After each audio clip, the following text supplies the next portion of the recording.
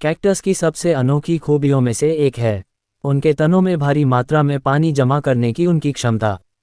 यह अनुकूलन उन्हें रेगिस्तानी परिस्थितियों में जीवित रहने में मदद करता है जहां पानी की कमी होती है। जब बारिश होती है तो कैक्टस अपनी जड़ों के माध्यम से पानी सोख लेते हैं और उसे अपने तनों में जमा कर लेते हैं।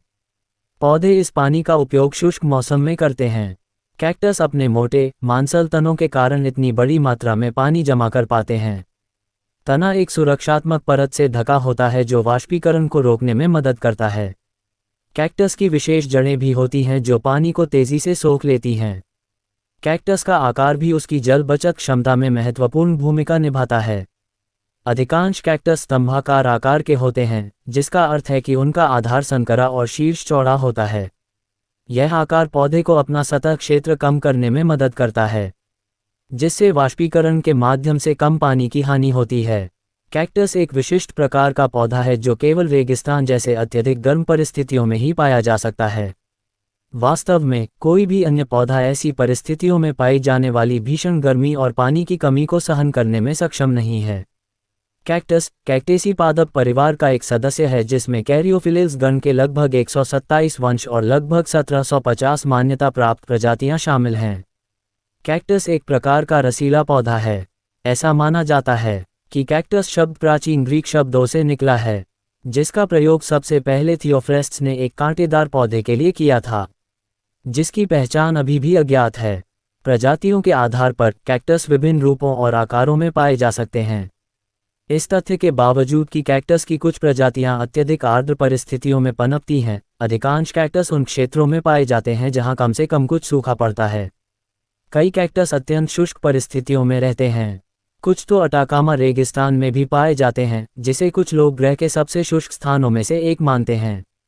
अगर आप कैक्टस को गौर से देखें तो आप पाएंगे कि उसमें पत्तियों जैसी कोई संरचना नहीं होती, बल्कि वह कांटों में बदल जाती है जो पौधे पर छोटे छोटे उभारों से निकलते हैं, जिन्हें एरोला कहते हैं, और ये पौधे की पत्तियों से निकलते हैं। इसलिए प्रकाश संश्लेषण पत्तियों द्वारा नहीं बल्कि पौधों के तनों द्वारा किया जाता है। इसके अलावा चूनकी कैक्टस आमतौर पर रेगिस्तानी वातावरण में पाए जाते हैं, इसलिए तने के लिए धूप प्राप्त करना आसान होता है। इसके अलावा कांटे अत्यधिक वाष्पीकरण को रोकने में मदद करते हैं, जो रेगिस्तान में पानी की कमी के कारण बहुत ज़रूरी है। इसके अलावा कांटे हवा को फंसाते हैं, जिससे वायु प्रवाह बाधित होता है और वाष्पीकरण पौधे से होकर नहीं गुजरता। कांटों का एक और महत्वपूर्ण उद्देश्य सुबह के कोहरे से ओस इकट्ठा करना है, जो एक बहुत ही महत्वपूर्ण कार्य है। जमा हुई ओस पिघलकर नीचे ज़मीन पर टपक रही है, फिर पौधा उस पानी को ग्रहण करता है और अपने कामों के लिए इस्तेमाल करता है। कैक्टस का गूदा बेहद रसीला होता है और रेगिस्तान में शाकाहारी जानवर इसके उच्च पोषण मूल्य के कारण इसे खाने के लिए ललचा सकते हैं। ये जानवर इसके कांटों की वजह से ऐसा करने से हतोत्साहित होते हैं। आप सोच सकते हैं कि कैक्टस पानी इकट्ठा करने के लिए गहरी जड़ें विकसित करते हैं। हालांकि यह एक भ्रामक धारणा है। हालांकि रेगिस्तान एक शुष्क वातावरण है, फिर भी यहाँ समय समय पर कुछ वर्षा होती है।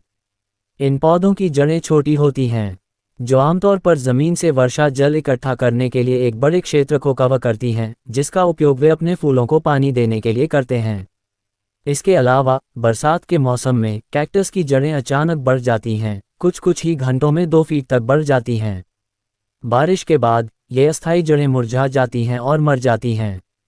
सतह पर मौजूद होने के बजाय कैक्टस में ऊतक की गहराई में स्थित रंध्र होते हैं। इसके अलावा ये रंध्र रात में खुलते हैं, जो एक प्रकाश संश्लेषक अनुकूलन है जिसे क्रासुलेसियन एसिड मेटाबॉलिज्म कहा जाता है, जिससे पौधे को अधिक सूर्य का प्रकाश ग्रहण करने में मदद मिलती है। ये गहरी परत वाले रंध्रों के साथ मिलकर जल हानि को काफ़ी कम कर देता है, जो शुष्क वातावरण में अत्यंत महत्वपूर्ण है, क्योंकि कैक्टस के तने अन्य पौधों की तुलना में मोटे होते हैं। इसलिए यह अपने तनों में पानी को बनाए रखने में सक्षम होता है, विशेष रूप से संकुचित होने वाले जल भंडारण कोशिकाओं में, जिससे ये शुष्क परिस्थितियों में जीवित रह सकता है। अधिक पानी को बनाए रखने के लिए तनों को काफ़ी बढ़ाया जा सकता है। पौधे की सतह के अधिकांश भाग स्टोमेटा को छोड़कर पर एक मोमी परत होती है। ये पौधे को अत्यधिक वाष्पीकरण को रोकने में सहायता करती है, साथ ही नमी को भी बरकरार रखती है। निरंतर वृद्धि के लिए पानी की आवश्यकता होती है, जो रेगिस्तान जैसे शुष्क क्षेत्रों में, जहां पानी की कमी होती है, मुश्किल होता है। इसलिए अन्य पौधों की प्रजातियों की तुलना में कैक्टस का विकास काल अपेक्षाकृत सीमित होता है। वास्तव में पौधे एक